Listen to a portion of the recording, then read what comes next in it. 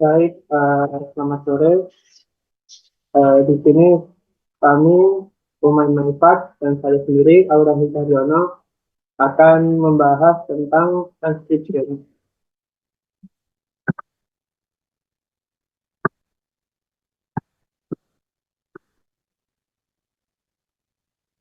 Jadi, dalam presentasi kali ini akan ada tiga topik yang dibahas. Yang pertama yaitu pengenalan, yang kedua, berapa banyak yang bisa dilakukan untuk transkripsi, yang ketiga adalah pilihan ortografi, yang keempat adalah representing dialog, yang kelima adalah closing in multilingual transcription, yang keenam adalah perangkat lunak untuk transkripsi, dan yang ketujuh adalah perencanaan transkripsi. Yang pertama adalah pengenalan. Jadi, transkripsi adalah proses mengubah data yang pada awalnya berbentuk tulisan menjadi data berbentuk tulisan. Menurut Duranti tahun 2006, transkripsi adalah proses mengubah rekaman audio yang biasanya berbentuk kata yang diucapkan atau spoken word ke bentuk tertulis yang dapat digunakan untuk melakukan analisis terhadap suatu fenomena.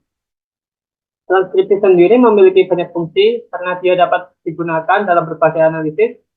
Nagy dan Sharma tahun 2013 menjelaskan bahwa transkrip dapat digunakan dalam penelitian linguistik seperti untuk analisis kuantitatif variabel morfosintaksis atau wacana, sebagai panduan untuk analisis fonetik auditoris, untuk analisis kualitatif percakapan, wacana, atau interaksi, dan untuk analisis linguistik teoretis. Selain itu, transkrip dapat menjadi dokumentasi dalam perkembangan suatu variasi bahasa dan merekam informasi mengenai kebudayaan masyarakat yang menggunakan variasi bahasa tersebut. Lalu yang kedua adalah berapa banyak yang bisa ditranskripsi. Meskipun transkripsi adalah proses mengubah data berbentuk tulisan menjadi data berbentuk tulisan, para peneliti tidak bisa melakukan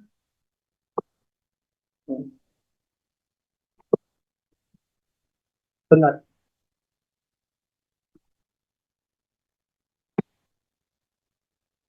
Hilda bisa di full screen kan?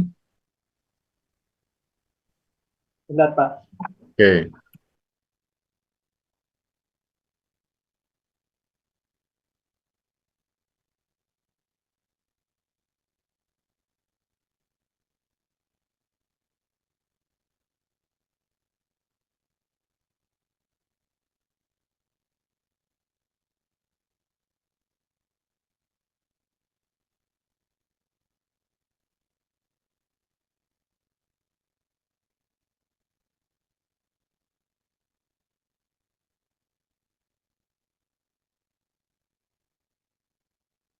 Apa sudah, Pak? Apa sudah? Sudah, Hil. Sudah, Ya, sudah. sudah, silakan. Terima kasih, Pak. Jadi, meskipun transkripsi adalah proses mengubah data berbentuk tulisan menjadi data berbentuk tulisan, para peneliti tidak bisa melakukan transkripsi secara sembarangan. Menurut Nagy dan Sharma tahun 2013, beberapa faktor harus menjadi pertimbangan mengenai bagian-bagian apa saja yang bisa dimasukkan sebagai data untuk proses transkripsi dan seberapa detail yang harus ditunjukkan untuk segmen-segmen tersebut.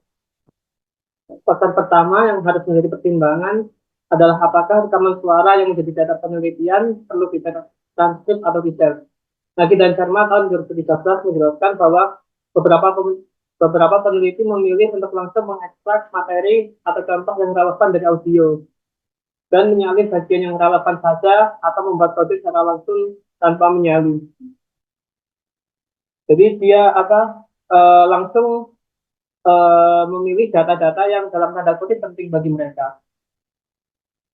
Sementara itu peneliti lain memilih untuk mentranskripsikan semua data yang ada di dalam rekaman sehingga semua materi tersedia.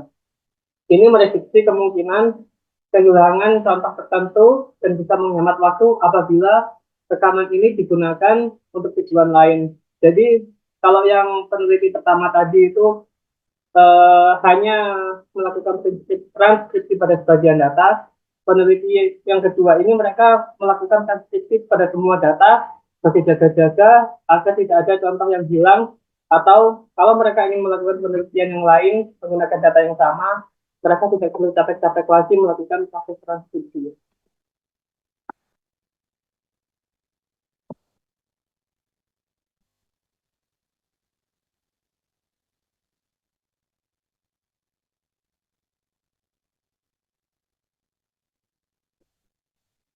Bentar, Pak.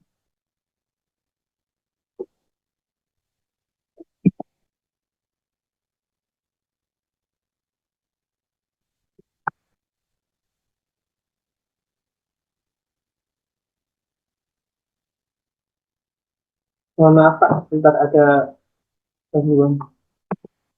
Oke.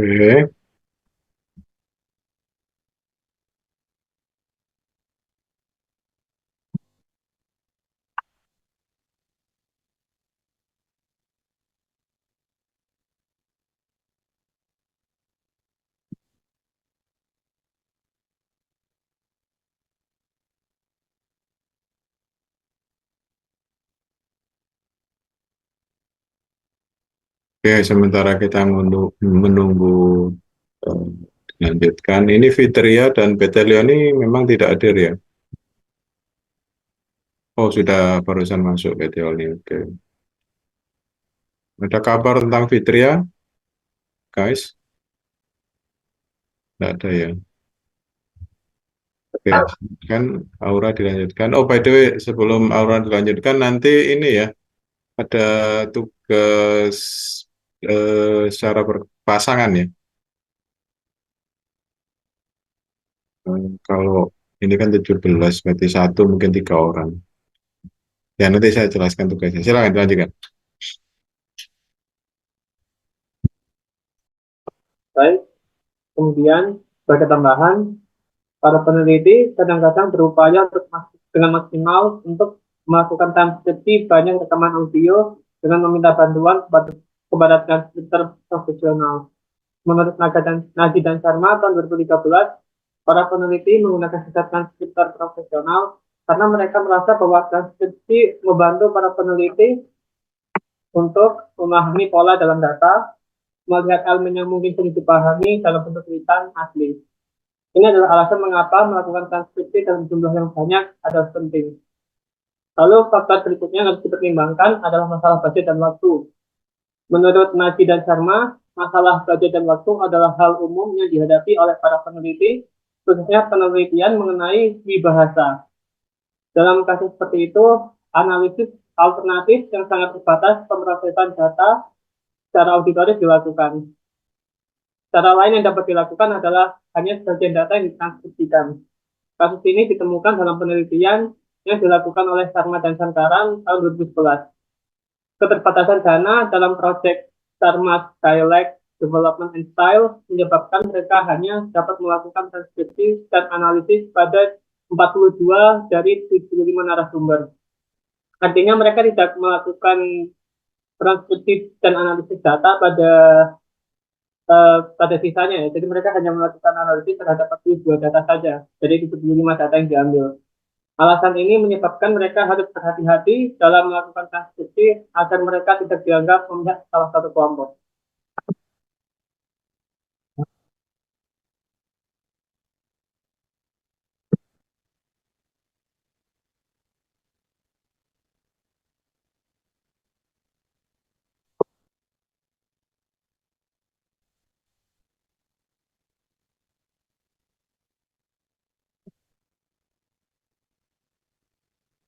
Lalu yang berikutnya adalah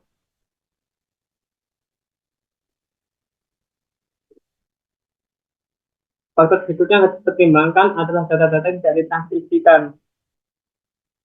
Apa saja sudah ganti, Pak?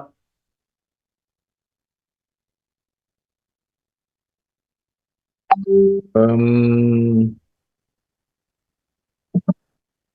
Coba dipindah-pindah. Ini masih slide 8. Oh ya, tadi benar, Pak. Faktor berikutnya yang harus dipertimbangkan adalah data-data yang tidak ditranskripsikan.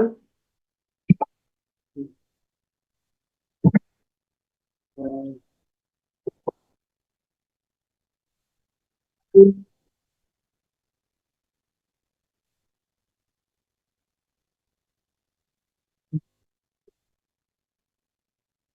Nagi dan Sharma, peneliti juga bisa menghadapi keadaan di mana mereka tidak melakukan transkripsi terhadap data-data karena mereka tidak memahami data-data tersebut.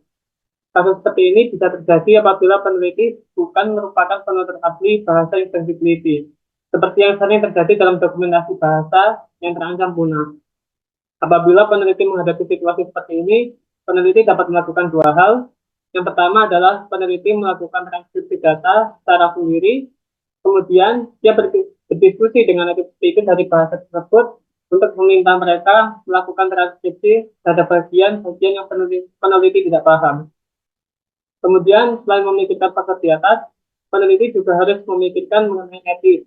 Nagi dan Sharma menjelaskan bahwa peneliti harus membuat keputusan etis mengenai berapa banyak informasi berbagi yang bisa ditranskrip dan bagaimana mereka menghormati anonimitas yang telah dijanjikan kepada partisipan.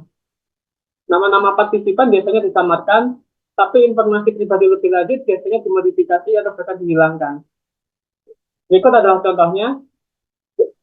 Fox dan Isai tahun 2016 membagi referensi menjadi dua, yaitu referensi yang diperbolehkan dan referensi yang disembunyikan keasliannya. Jadi referensi ini semacam identitas dari partisipan penelitian. Jenis yang pertama yaitu allowable atau yang diperbolehkan. Jadi allowable ini kita bisa lihat bahwa ada beberapa yang boleh ditunjukkan seperti nama kota, yaitu Habering ini yang pertama. Yang kedua adalah nama jalan, yaitu Mary Street ini. Lalu yang ketiga juga nama jalan. Yang keempat adalah area kode pos. Tapi itu juga harus meminta persetujuan dari partisipan. Lalu yang berikutnya ada anonymized. Anonymized ini adalah yang identitasnya harus disamarkan. Seperti contoh-contohnya adalah nama orang, kemudian nama jalan, artinya tidak seperti yang di atas. Kemudian nama sekolah, lalu yang berikutnya adalah nama spesifik dari suatu tempat, yang berikutnya adalah nama orang, kemudian nama guru atau nama orang yang mungkin harus dirahasiakan. Seperti ini kan, I hated me bla bla bla, artinya dia harus menyembunyikan nama gurunya agar tidak mendapatkan masalah dengan guru tersebut. Yang berikutnya adalah any private information seperti nomor telepon, alamat, atau specific word attended. Bisa juga yang private itu seperti orientasi seksual dan semacamnya. Lalu yang berikutnya adalah orthographic choices. Transkripsi memiliki fungsi sebagai alat bantu untuk rekaman asli, baik selama analisis primer ataupun penggunaan data di kemudian hari, yang mungkin akan dilakukan dalam penelitian beberapa tahun kemudian dan belum tentu dilakukan oleh peneliti asli. Ini adalah alasan mengapa sistem ortografi yang terdokumentasi dengan baik, transparan, dan reflektif menjadi penting. Untuk melakukan suatu transkripsi, peneliti memerlukan suatu sistem yang dapat digunakan untuk melakukan transkripsi. Sistem yang digunakan untuk melakukan transkripsi dibedakan menjadi dua cara, yaitu phonetic transcription dan juga time-aligned transcription. Sistem yang pertama adalah sistem transkripsi yang paling umum digunakan, yaitu menggunakan International Phonetic Alphabet atau IPA yang merupakan phonetic transcription. Menurut Nagi dan Sharma tahun 2013, sistem ini adalah sistem yang tepat untuk melakukan proses transkripsi. Karena sistem ini dapat menunjukkan hampir semua detail fonetik dari rekaman suara yang sesuai dengan aslinya, yang akhirnya menjadi penting apabila tujuan penelitiannya adalah deskripsi atau dokumentasi bahasa. Sistem yang kedua adalah time-aligned transcription, yang merupakan bagian dari orthographic transcription. Nagi dan Sharma tahun 2013 menjelaskan bahwa time-aligned transcription adalah transkripsi yang representasi tekstualnya adalah sesuai dengan dari media yang direkam. Ini menunjukkan bahwa peneliti akan membutuhkan bantuan suatu perangkat lunak untuk melakukan proses transkripsi.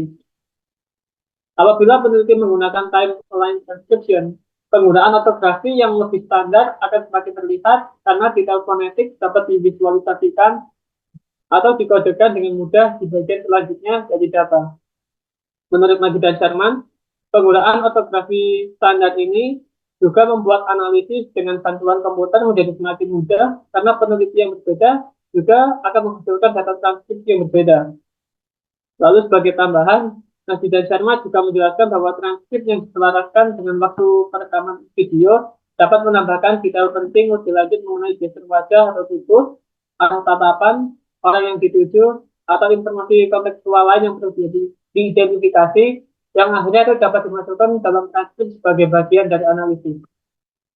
Lalu yang keempat adalah representing dialogue. Transkrip memiliki banyak variasi mengenai bagaimana mereka mempertahankan detail penyampaian pembicaraan, yaitu cara penyampaian pembicaraan dan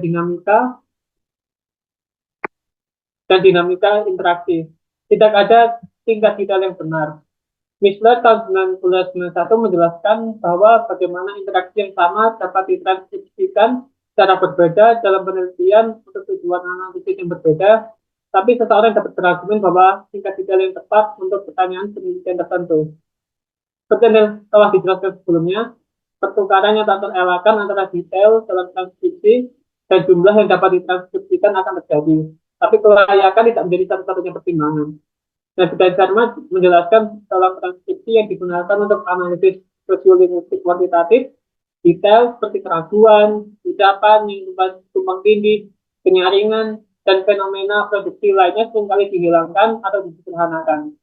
Namun, dalam analisis apapun, transkriptor harus selalu waspada terhadap potensi pentingnya elemen-elemen ini.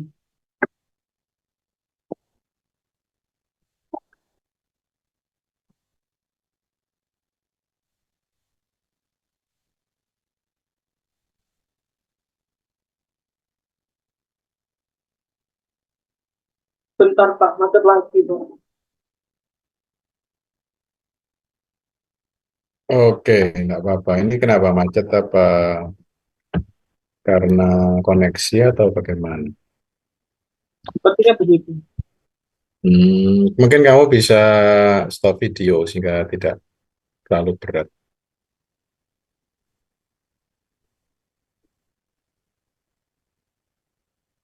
Ya, ini karena nanti Ida Hilda kan presentasinya masih agak panjang ya. Silakan diteruskan. Nanti saya akan double zooming jam 4:30. Nanti ini saya share tugas. Ini sebenarnya tugas kelas, tapi kalau tidak selesai em, bisa dilanjutkan ya.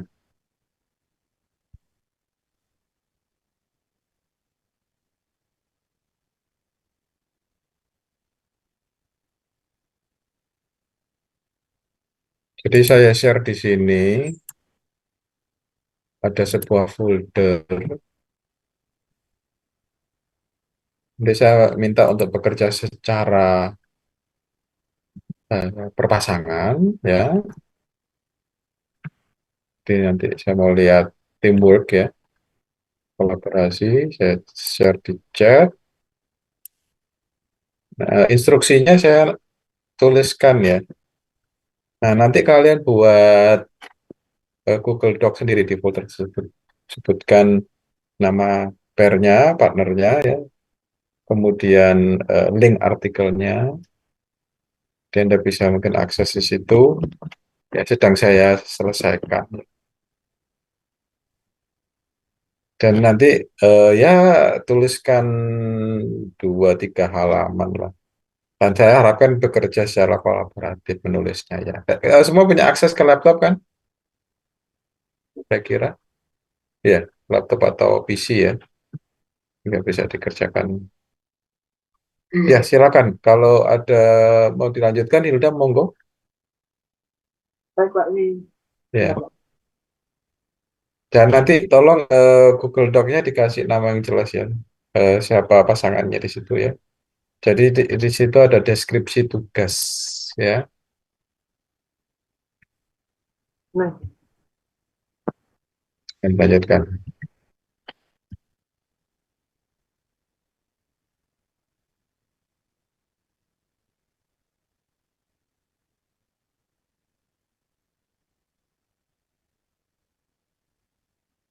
nah,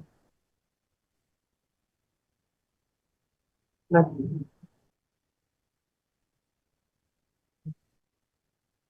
ya. Kemudian sebagai contoh, Sharma tahun 2005 memperhatikan bahwa perbaikan diri dalam penggunaan egoik oleh orang yang diwawancarai. Egoik itu struktur yang sesuai dengan ucapan wawancara berhubungan dengan ideologi bahasa tertentu yang diungkapkan dalam wawancara. Bukti insidental ini akan dicabutkan oleh transkripsi yang tidak tepat atau penghilangan pewawancara atau perbaikan diri yang pada awalnya tidak dianggap relevan dengan fokus utama penelitian. Jadi ketika seseorang itu melakukan perbaikan diri, yang biasanya kita lakukan adalah menghapus data data yang awalnya salah tersebut kan. Tapi sebenarnya data yang dalam tanda kutip dianggap salah ini sebenarnya bisa dianggap sebagai data karena uh, ini suatu saat bisa menjadi data yang penting apabila kita ingin melakukan penelitian yang baru di masa depan. Kemudian, dalam analisis sosiolinguistik kualitatif, penulis cenderung membutuhkan dokumentasi yang lebih akurat mengenai detail-detail produksi ucapan, struktur interaksional, dan aktivitas nonverbal. Karena mereka terlalu fokus pada hal ini, transkripsi untuk analisis wacana cenderung menghilangkan penggunaan tanda baca apapun. Agar peneliti tetap bisa memahami isi dari transkripsi, sistem conversation analysis dikembangkan. Lagi dan Sharma tahun 2013 menjelaskan bahwa sistem ini bertujuan untuk melacak isyarat linguistik dan kontekstual dalam percakapan dan memodelkan urutan dan waktu interaksi dengan menggunakan notasi.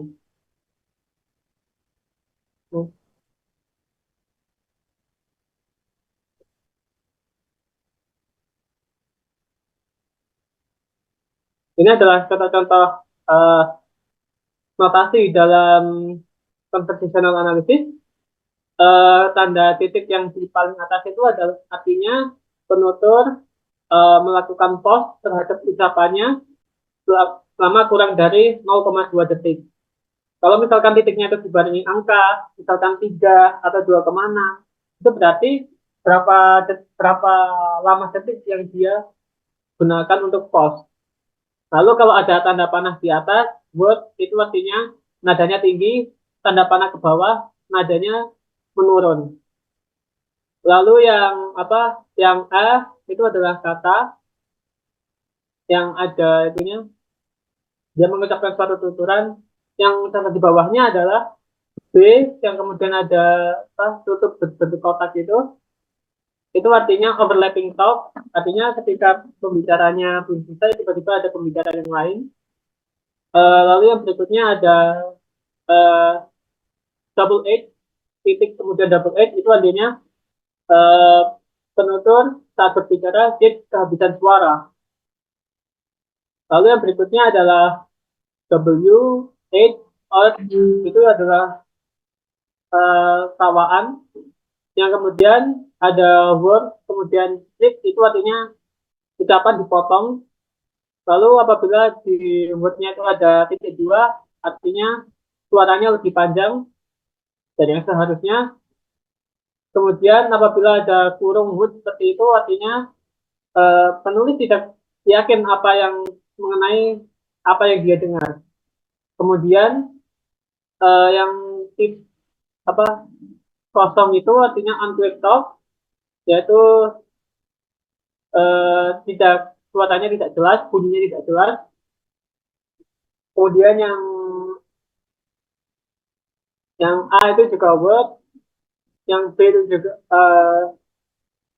itu juga word, terus yang titik atas word terus titik atas lagi itu awal atau akhir dari tuturan yang apa ya agak tuturannya pelan-pelan gitu loh. Lalu kalau yang ada panas seperti itu ucapannya lebih keras, pitch-nya lebih keras, lebih cepat. Lalu yang bawahnya itu speednya lebih pelan. Eh, Kemudian yang di bawah ada hmm,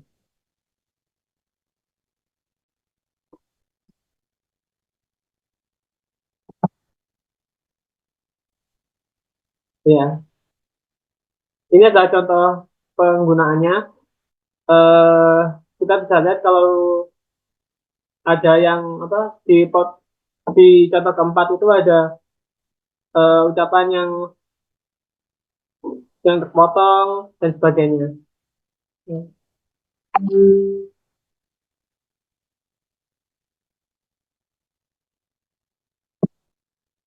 Baik, selanjutnya adalah closing in multilingual transcription.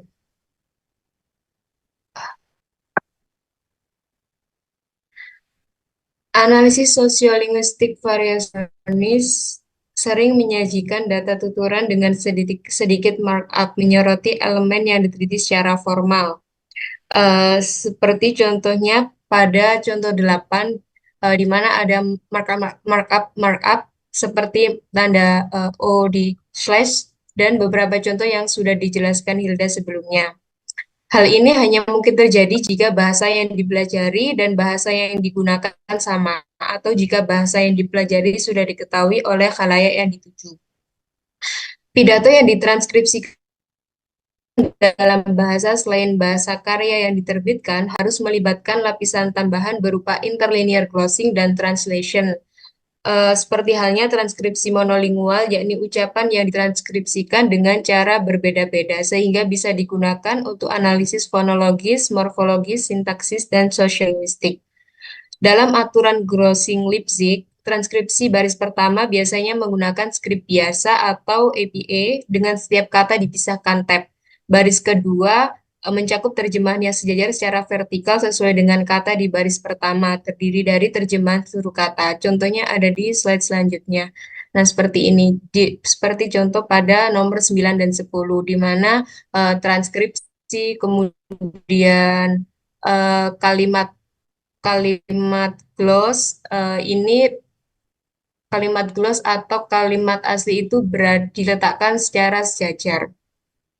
Contoh 10 berbeda dengan contoh 9 dalam menggunakan ortografi khusus, di mana kalau contoh 10 menggunakan interlinear standardized ortografi dan contoh nomor 9 menggunakan APA.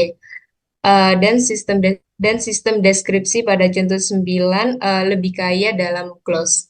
Transkripsi jenis ini harus disertai dengan daftar singkatan seperti pada contoh nomor 11, di mana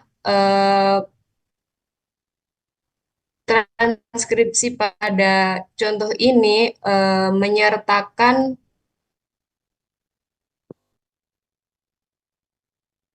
memilih untuk membuat perbedaan yang lebih halus dalam detail morfologi, seperti membedakan antara kelitisasi dengan tanda sama dengan, sufiksasi dengan tanda hubung, dan informasi monomorfemik dengan tanda titik. Ketika penutur menggunakan lebih dari satu bahasa dalam satu percakapan, akan timbul komplikasi tambahan. Ketika ahli bahasa tertarik pada keseluruhan repertoar penutur, bukan hanya pada salah satu bahasa yang dihasilkan, markup tambahan mungkin diperlukan. Jadi, tanda-tanda yang ada di dalam transkripsi akan lebih banyak dan lebih kompleks. Yang selanjutnya ada transcription software atau perangkat-perangkat lunak yang bisa digunakan untuk membuat transkripsi. Yang pertama ada yakni alat antarmuka pengguna grafis untuk segmentasi ucapan dan transkripsi ucapan.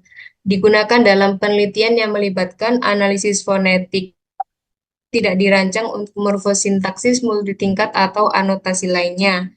Keunggulannya, alat ini banyak digunakan untuk transkripsi sederhana dengan kode waktu, bukan untuk segala bentuk analisis. Memiliki fungsi spektrogram dan split energy, segmentasi sinyal ucapan dan manipulasi perbatasan segmen yang bagus, dan kemampuan pemutaran audio. Software ini berspesialisasi dalam anotasi sinyal ucapan dan memungkinkan pelabelan pergantian ucapan dan perubahan topik. relatif mudah diatur dan digunakan, mampu menangani sebagian besar format audio dan cocok untuk peneliti umum atau pemula. Selanjutnya ada PRAT, digunakan untuk transkripsi dengan penyelarasan waktu yang terperinci dan dikhususkan untuk digunakan oleh ahli fonetik, pernah digunakan dalam phonetics dan sociolinguistic archive and analysis project. Keunggulannya memungkinkan transkripsi sebagai bagian dari kemampuan analisis linguistik yang beragam. Transkripsi dan analisis anotasinya otomatis, informasi fonetik dan pembicaranya juga sudah multitingkat, integrasi dan antarmuka grafis memiliki sistem yang kuat untuk analisis fonetik, fasilitas skrip untuk pengkodean atau analisis otomatis khusus juga ada di dalam software ini. Kemudian ada CLAN dari McWhinney 2000. Ini adalah serangkaian program yang saling terkait. Awalnya program ini dikembangkan sebagai bagian dari database Childress untuk studi pemerolehan bahasa anak. Namun sekarang juga banyak digunakan di bidang lain seperti pemerolehan bahasa kedua dan sosiolinguistik. Alat ini saat ini juga berfungsi sebagai alat standar untuk transkripsi, pengkodean, dan analisis database.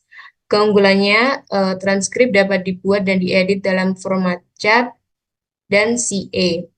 Format dapat diimpor dan diekspor ke software seperti Pratt dan Elan, yakni software lain yang sebelumnya sudah dijelaskan. Kemudian kompatibel dengan font non-Romawi dan program analisis bawaan.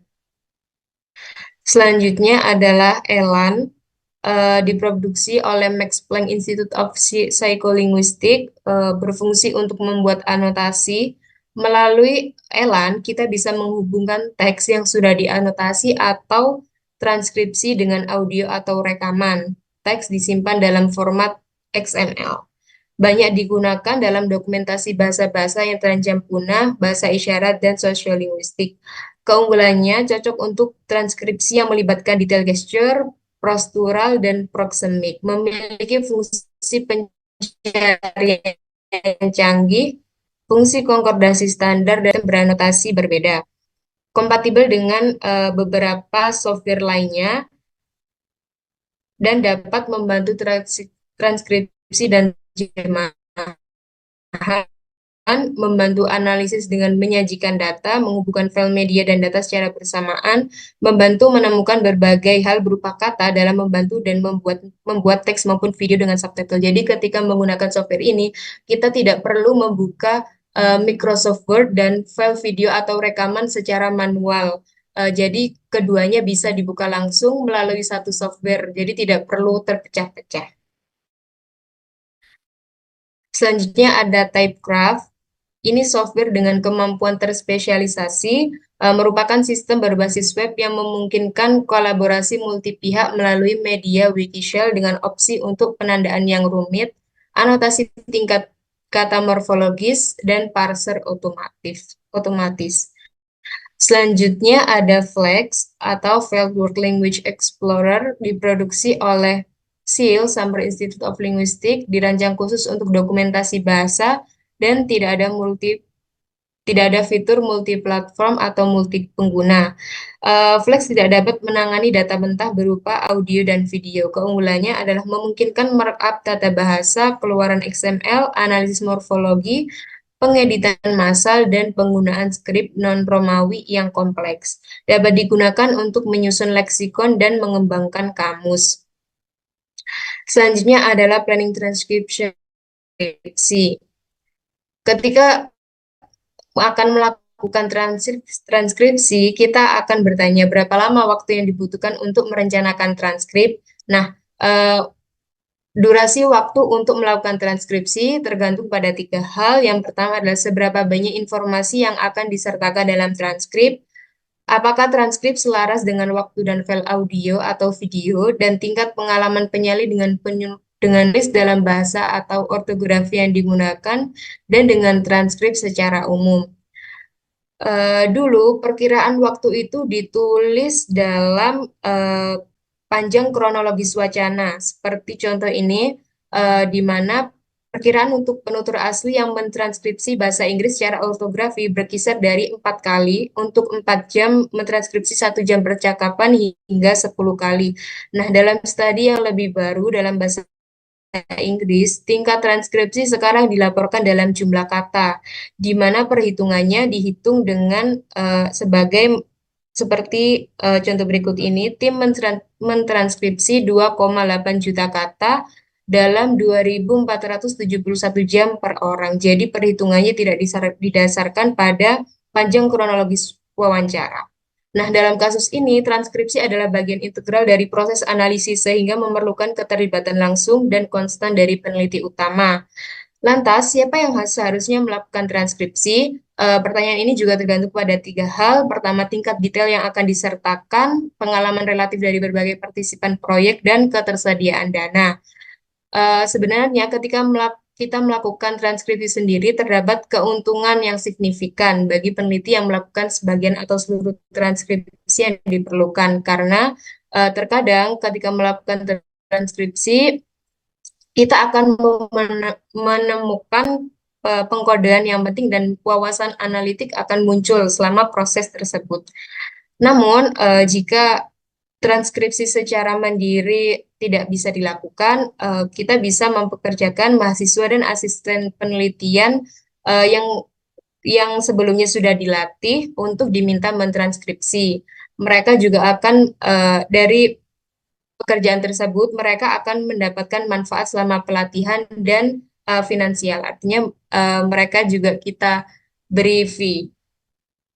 Beberapa orang juga ada yang melakukan pekerjaan sebagai relawan untuk melakukan transkripsi karena kecintaannya pada dunia transkripsi. Ju dan Himmelman mengatakan jika transcriber atau orang yang melakukan transkripsi tidak familiar dengan bahasa sasaran layaknya penutur asli, maka transkripsi perlu dilakukan dengan bantuan penutur asli. Selanjutnya adalah permasalahan mengenai akurasi. Bagaimana menyesuaikan kebutuhan akan koreksi dan pemeriksaan reliabilitas antar penilai. Dalam hal ini, efek transcriber tidak dapat dihindari karena ketika melakukan transkripsi, baik secara individu maupun kita mempekerjakan orang lain, seorang transkriptor bisa melewatkan sebagian atau sepenuhnya materi audio karena kemampuan transkripsinya. Kemudian mereka juga bisa mengabaikan materi yang dianggap tidak relevan dengan pesan. Transcriber dari anggota komunitas tertentu pun dapat menolak transkripsi via karena kurangnya pemahaman seperti perbedaan dialek. Keinginan untuk menceritakan lebih sedikit atau lebih banyak dari rekaman pun juga bisa muncul pada seorang transkriptor. Kemudian beberapa elemen dapat diabaikan karena tidak ada terjemahan dalam bahasa mereka. Nah, bagi peneliti berpengalaman, mendengarkan ulang dan mengedit transkripsi berulang adalah komponen dasar dalam menghasilkan transkrip yang akurat. Jadi untuk mengukur akurasi sebuah transkrip, seorang peneliti bisa mendengarkan ulang dan mengedit transkrip secara berulang. Semua transkripsi harus didokumentasikan dengan baik yang memuat ortografi, tanda baca, identifikasi, format teks, glossing, anonimisasi pembicara, dan orang lain yang disebutkan. Versi-versi transkripsi juga harus diarsipkan sesuai dengan tanggal di mana kita mengeditnya agar peneliti selanjutnya bisa mendapatkan informasi yang akurat. Selanjutnya ada contoh penelitian yang pertama dari Chen dan Adolphs dengan judul Towards a Speech Gesture, Profile of Pragmatics Marker, The Case of You Know. Topik ini berbicara mengenai pemeriksaan hubungan fungsional antara penanda pertemuan rapat supervisi yang terjadi secara alami di UK University. Jadi datanya berupa tuturan yang didapatkan melalui pertemuan rapat supervisi yang mengandung penanda pragmatis you know dan gesture tubuh. Tuturan ini direkam, kemudian video ditranskrip di dalam korpus NMCC dan diproses dalam software Elan. Transkripsi yang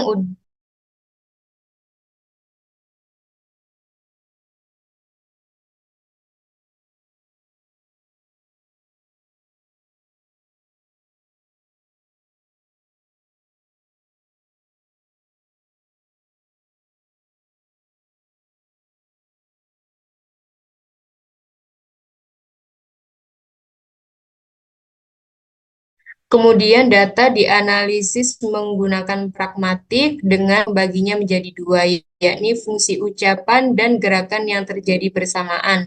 Hasilnya terdapat tiga fungsi ucapan, yakni mengedit, memperkenalkan, dan menguraikan. Terdapat pula 4 jenis gerakan berupa pragmatis, bit, terjadi bersamaan dengan ketiga fungsi, kecuali gerakan deiktik terjadi bersama dengan gerakan elaborasi. Apabila kita membaca lebih lanjut mengenai artikel ini, salah satu hasil yang dipaparkan oleh peneliti adalah bahwa ketika gerakan tangan terbuka sedikit seperti ini, bisa dimungkinkan seorang penutur akan memberikan informasi lebih lanjut setelah tuturan sebelumnya. Kemudian ada artikel kedua yang akan dijelaskan oleh Hilda. Baik, artikel yang kedua adalah artikel dari Salvatore Daudaudio yang dibuat di tahun 2022 yang berjudul The Local Dialect of Novi Dariolovici Region of Chernihiv in the East Slavic Context. Jadi penelitian ini menjelaskan deskripsi linguistik mengenai fitur-fitur dialek yang ada di dialek Novi Dariolovici, salah satu dialek bahasa Ukraina. Analisis dalam penelitian ini disusun berdasarkan tradisi dan tradisi dialektologi. Setelah menganalisis geohistoris dan metodologis, fitur dialek yang paling relevan akan diperiksa bersama dengan parameter linguistik yang biasa, seperti fonetik fonologinya. Pada tingkat yang lebih rendah, ada derivasi, morfologi, sintaksis, dan leksis. Jadi sebelum peneliti menganalisis fitur-fitur linguistik ini, dia mencari tahu dulu kenapa sih kok dialeknya jadi kayak gitu, dialek di Novi Dariolovici ini kayak gitu. Sebagai tambahan informasi, region of Chernihiv ini adalah wilayah di Ukraina yang berbatasan langsung, kalau saya tidak salah ingat ya, berbatasan langsung dengan dengan dua negara lain, yaitu Belarusia dan juga Rusia. Jadi peneliti ini ingin mencari tahu apakah berbatasan dengan dua negara yang berbeda ini juga mempengaruhi bahasa, dialek bahasa Ukraina yang dituturkan oleh warga di region of Chernihiv ini. Lalu hasil penelitiannya sebagai tambahan, penelitian ini menggunakan transkripsi fonologi untuk menganalisis bunyi-bunyi dalam dialek ini. Lalu hasil penelitian ini menunjukkan bahwa bunyi Z dalam bahasa Ukraina dialek Novi Dariolovici ini selalu berubah menjadi S, seperti pada kata CRS yang aslinya itu adalah CRS pakai Z di akhirnya, bunyi Z di belakang, tapi dia menjadi CRS di dialek ini. Contoh lain adalah leksis dalam dialek ini. Jumlah leksem dalam dialek ini menggunakan leksem bahasa Rusia untuk menamai nama-nama bulan, seperti April yang merupakan bahasa Rusia, dan Yulia yang merupakan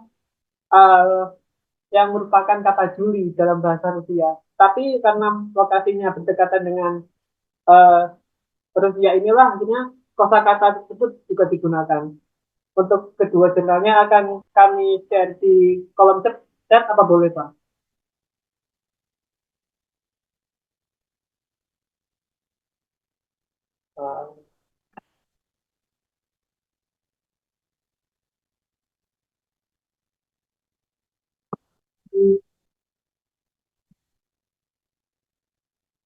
Oke, oke.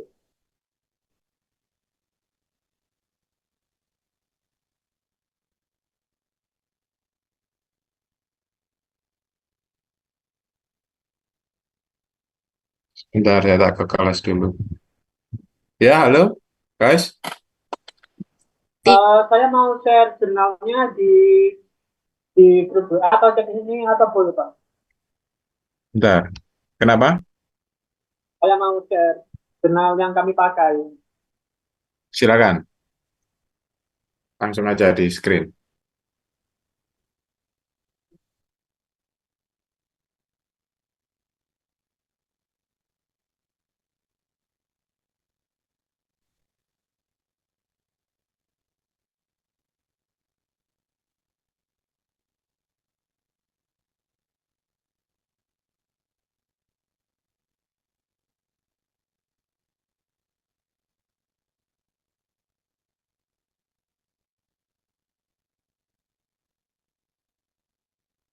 Itu jurnal yang kami pakai, Pak. Di yang sudah masih prosesnya, Pak. Belum muncul, belum muncul, Hilda.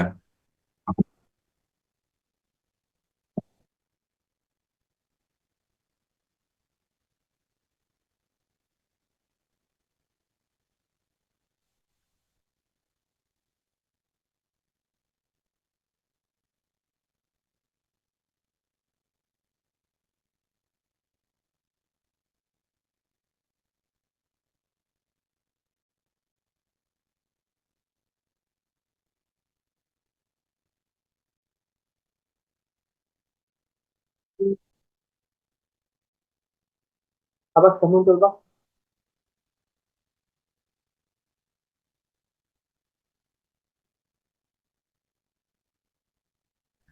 Ya, Hilda. Apa jurnalnya sudah di layar? Ya,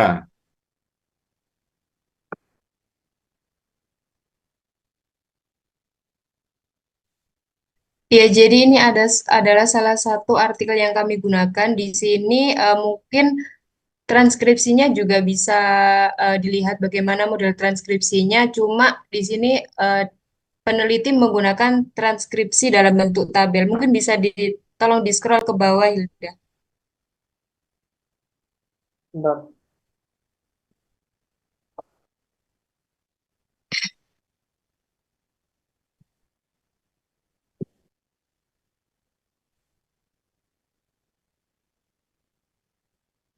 Di dalam artikel ini peneliti software Elan.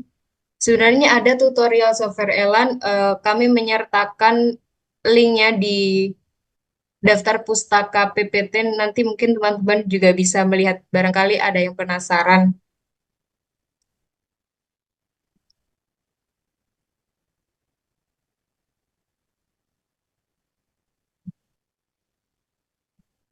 Ke bawah lagi, Hilda. Sampai ada eh, transkripsinya.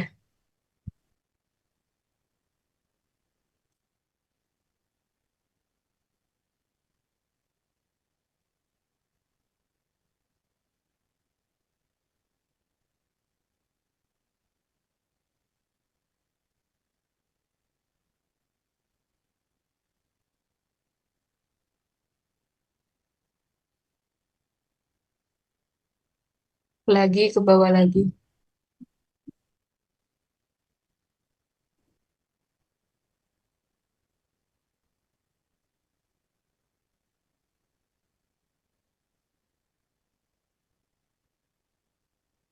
Lagi coba.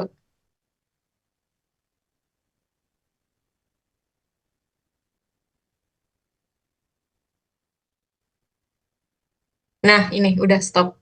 Nah, di sini peneliti menggunakan transkripsi dengan penyajian di dalam tabel di mana eh, terbagi atas tuturan dan item atau mungkin ini kode ya. Kemudian dilakukan markup berupa tanda-tanda sesuai dengan eh, bidang yang diteliti dan eh, tanda-tanda yang diperlukan. Seperti itu. Mungkin bisa dilanjutkan dengan artikel selanjutnya, Hilda. Baik. Stop share dulu.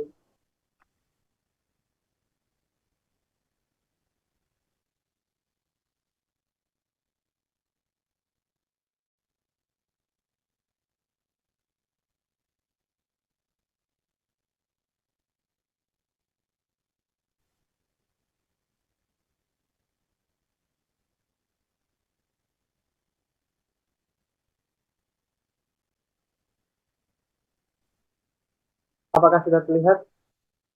Sudah terlihat. Baik, jadi yang artikel keduanya adalah the local dialect of Novi Jarilovsky region of Chernihiv in the East Slavic context. Jadi penelitian ini membahas tentang deskripsi-deskripsi linguistik dalam fitur-fitur dialek yang ada di dialek Novi Jarilovsky, salah satu dialek dalam bahasa Ukraina. Eh, Kemudian kita langsung ke ini saja, kronologinya saja.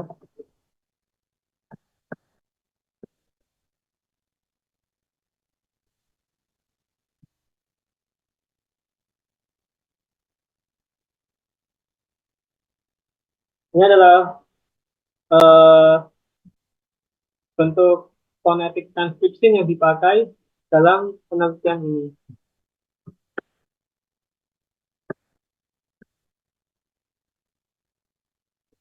Kita bisa lihat bahwa eh,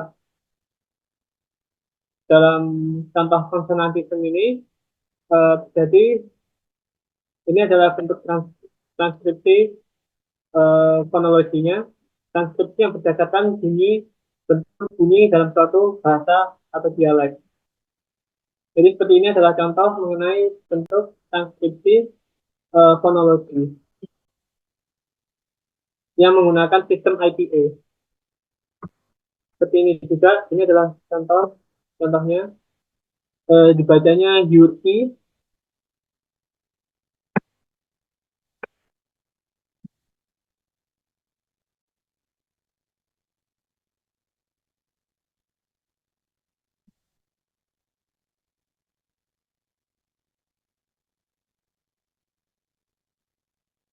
Nah, ini adalah apa? Mana tadi?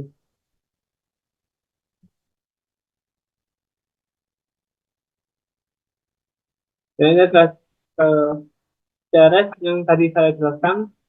Eh, Kalau di bahasa Rusia, CRS-nya sebenarnya bunyinya adalah CRS, maksudnya di bahasa Ukraina yang asli bunyinya adalah CRS, tapi di dialek Novi Jarilovsky ini bunyinya menjadi CRS.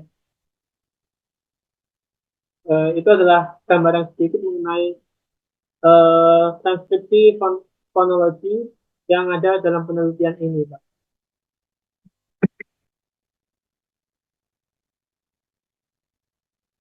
Guys, saya sedang rapat, sorry. Saya sedang rapat saat ini, mungkin bisa langsung mengarah ke pertanyaan apa, sorry, tugas saya tadi. Kalau ada pertanyaan atau concern bisa di chat ya, gitu ya. Mohon maaf ya guys, ini lagi rapat dengan Bu Padek 3. Oke, terima kasih buat Aura dan Umaima, kita kasih applause dulu.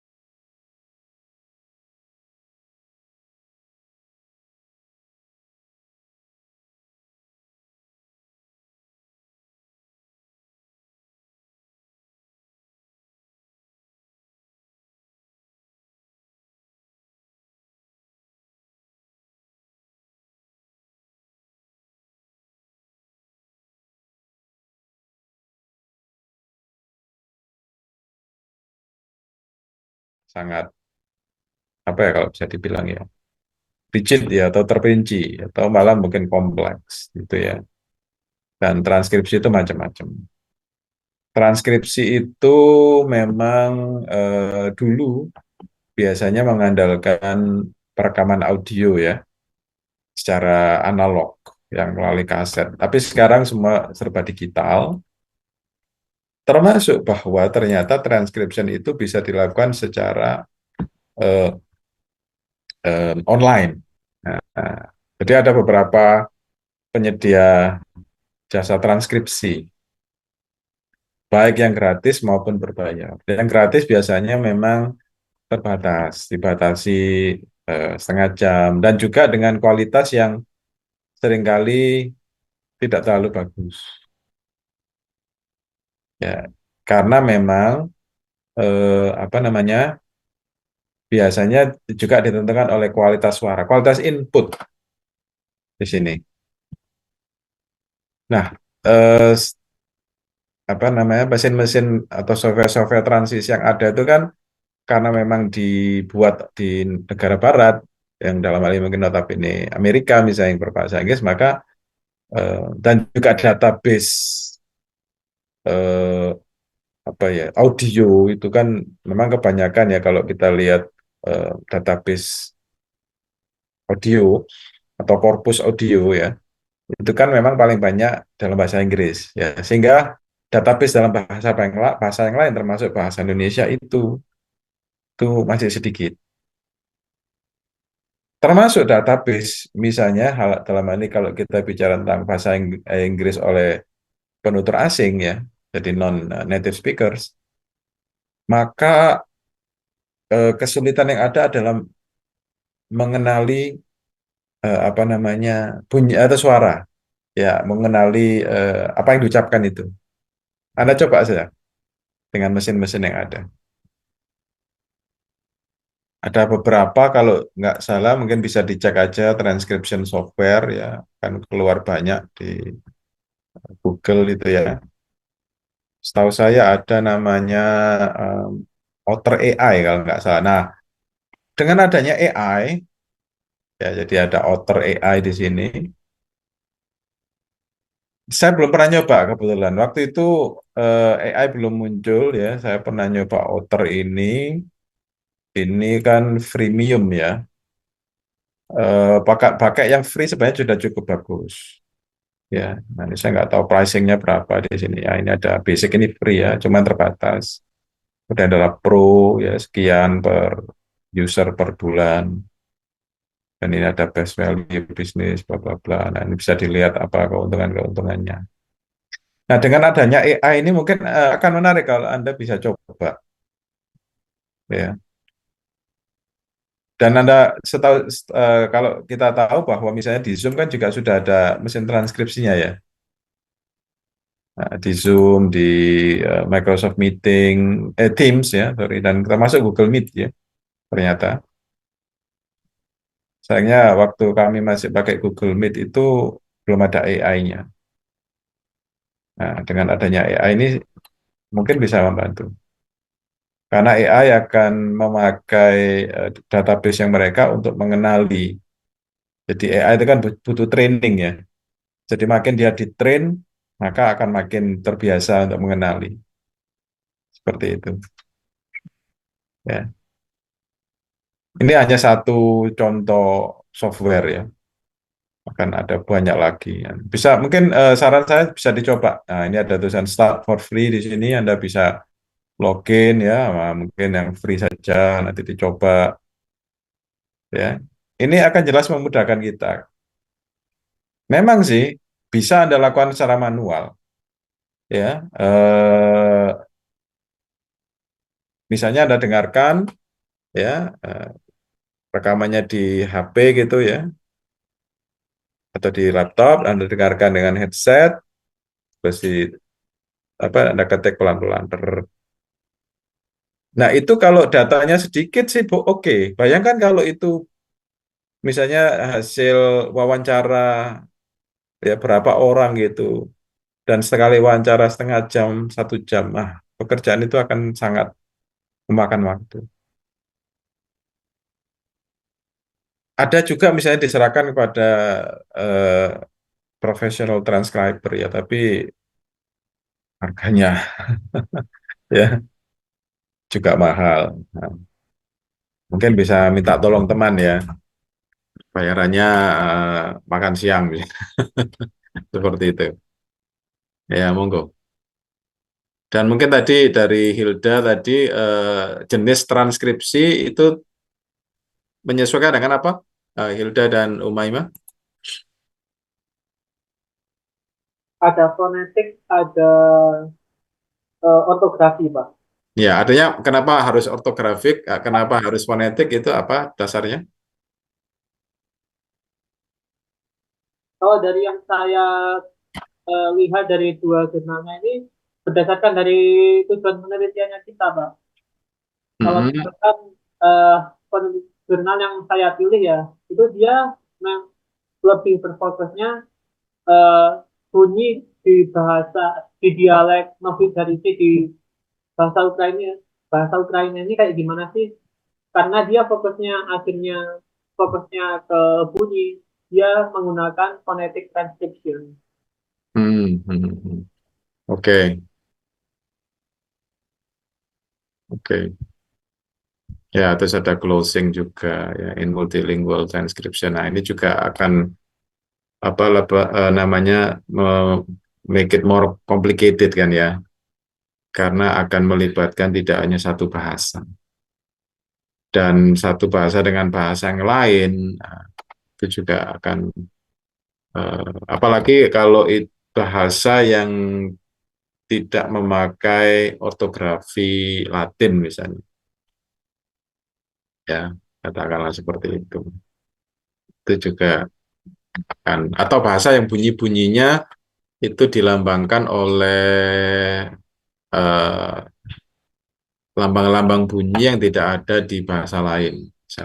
Nah, itu kan misalnya bahasa Perancis, bahasa-bahasa Skandinavia, Jerman itu kan ada bunyi-bunyi yang kalau dalam bahasa mereka itu secara ortografis kan ada simbolnya. Sementara kalau misalnya bahasa Indonesia kan tidak ada, simbol bunyi kan nggak ada ya.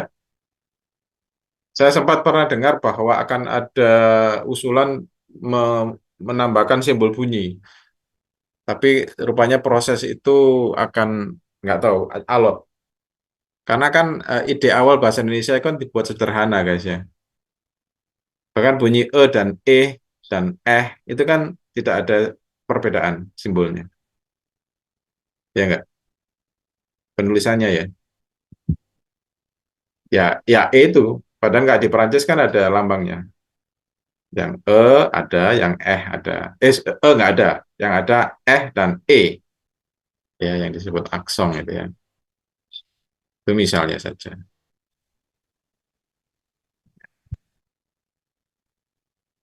Oke. Ya, ini ada transcriber. Tadi mungkin bisa dicek. Jadi ada author, ada transcriber ini ya. Mungkin ada yang nah ini juga Prat ya dan sebagainya.